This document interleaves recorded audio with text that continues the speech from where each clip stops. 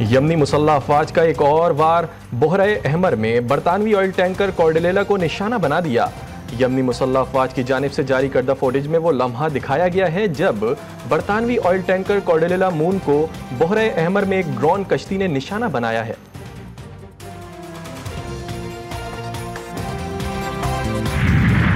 गजा में सहूनी दहशतगर्दी जारी, इसराइली फौज का शाती कैंप पर फिजाई हमला, पनाह गुजीन कैंप को निशाना बनाया, दर्जनों फलस्तीनी शहीद, मुतअद्दिद जख्मी। फलस्तीनी वजारत सेहत के मुताबिक इसराइली फौज ने खैमा बस्ती पर हमले में फास्फोरस बम का इस्तेमाल किया। शोहदा में बच्चों और खवातीन की बड़ी तादाद शामिल, ज्यादातर जख्मियों की हालत तशवीशनाक।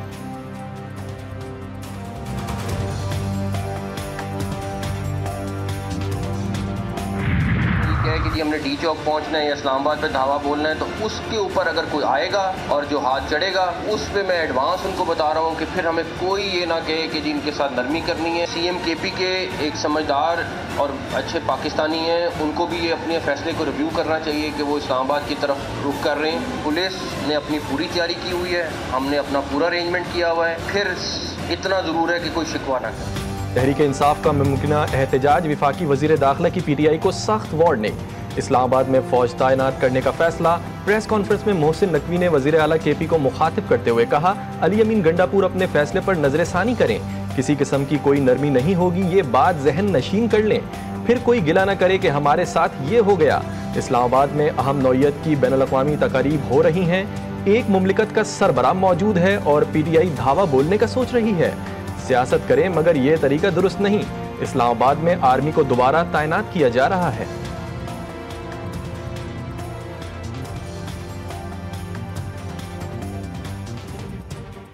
पंजाब तो ये नहीं होने देगा, क्योंकि पंजाब जो है ना वो दहशतगर्दी पे नहीं चलता। पंजाब किसी तरीके पर किसी law and order situation Punjab में जो है क्रिएट करना ये इतना आसान काम नहीं है, क्योंकि पंजाब किसी कायदे और कानून के तहत चलता है। तो मुझे तो अल्हम्दुलिल्लाह पंजाब की और पंजाब के अवाम की हिफाजत अच्छी तरह करनी आती है। तुम अपनी फ़िक्र करो, तो किसी भूल में ना रहना। ये दहशतगर्दों को कैसे निमटना है ये अच्छी तरह आता है मरियम नवाज शरीफ को। पंजाब में कानून तोड़ना आसान नहीं, मुझे अपने लोगों की हिफाजत करना आती है। मरियम नवाज भी पीटीआई का एहतजाज रोकने में मैदान में आ गईं। लाहौर में हिम्मत कार्ड मंसूबे की तकरीब से खिताब में कहा, कोई भूल में ना रहे, तकरीबी अनासिर से निमटना आता है। फितना फसाद की सियासत को अपनी छत अपना घर नहीं दे सकती। ना अहली और ना लायकी की वजह से गुज़िश्ता 5 साल में महंगाई थी। विफाक की इकाइयों को लड़ाने की बात करना काबिल मजम्मत है।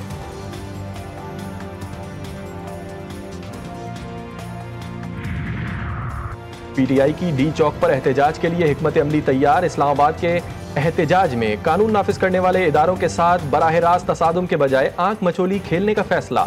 शहर इक़्तिदार के हर सेक्टर में एहतजाज होगा। वज़ीर आला खैबर पख्तूनख्वा अली अमीन गंडापुर की सवाबी मर्दान एबटाबाद और हवेलियां के MPAs को भी ज्यादा से ज्यादा कारकुनान इस्लामाबाद पहुंचाने की हिदायत।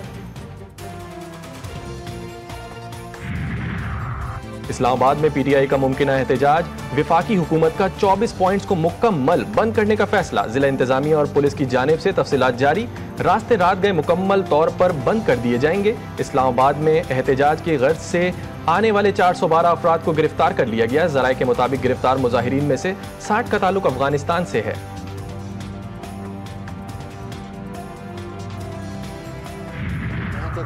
इस आईनी तरमीम का मसला है, मुझे हैरत है इस बात पर कि उन्हें इस बात में उजलत किस चीज़ की। एक ज़माने में हमें कहा गया कि इतवार के दिन ही करना है, वरना सोमवार आएगा तो आसमान ज़मीन पर गिराएगा। ये बिल अपनी तफसीलात के साथ, उसूल के साथ नहीं, तफसीलात के साथ इस काबिल नहीं है कि उसको पास किया जाए। मौजूदा हुकूमत आवाम की नुमाइंदा हुकूमत नहीं, हुकूमत में बेहतरी की सलाहियत भी नहीं। आईनी तरमीम पर हुकूमत की उजलत पर हैरत है। आईनी तरमीम की मंजूरी इतनी जल्दी क्या है? मौलाना फजलुर रहमान ने एक बार फिर शहबाज हुकूमत से सवाल कर लिया, वाज़े किया, इस वक्त हम हुकूमत के साथ आईनी तरमीम पर आमादा नहीं। आईनी तरमीम पर जो भी हिकमत अमली होगी वो हमारे मौक़िफ़ के ताबे होगी। अपोजिशन से एहतजाज न करने का मुतालबा किया, कहा सियासी इख्तलाफात को यकजहती में बदलना होगा।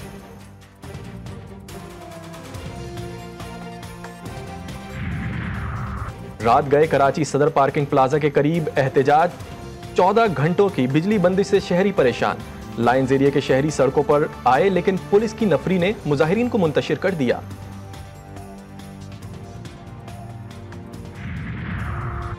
कोयटा में शादी के घर में सफ़े मातम बिछ गई। मगरिबी बाईपास पर बारातियों की बस खाई में जा गिरी। हादसे में बच्चों और खवातीन समेत 9 अफराद जा बहक, 57 जख्मी हो गए। कई की हालत तशवीशनाक। जख्मियों और लाशों को सिविल और BMC अस्पताल मुंतकिल कर दिया गया।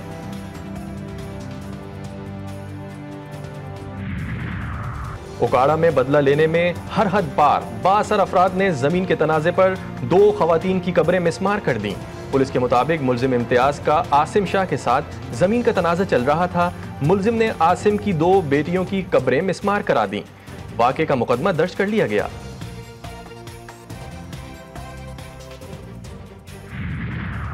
PCB की मोहम्मद रिजवान को कप्तानी की पेशकश करने की तरदीद।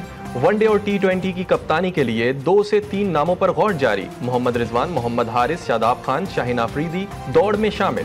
मोहम्मद रिजवान मजबूत उम्मीदवार। हेड कोच गैरी क्रिस्टन का वोट सबसे अहम करार।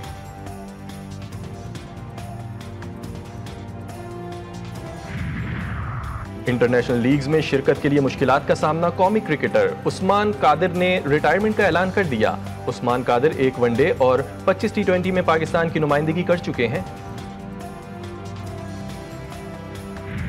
और T20 विमेंस वर्ल्ड कप का रंगारंग मेला। कौमी विमेंस क्रिकेट टीम का फातिहाना आगाज। श्रीलंका को 31 रन से शिकस्त दे दी। पाकिस्तान के 116 रन के जवाब में श्रीलंकन टीम सिर्फ 82 रन बना सकी। पहले मैच में बांग्लादेश ने स्कॉटलैंड के खिलाफ फतेह अपने नाम की।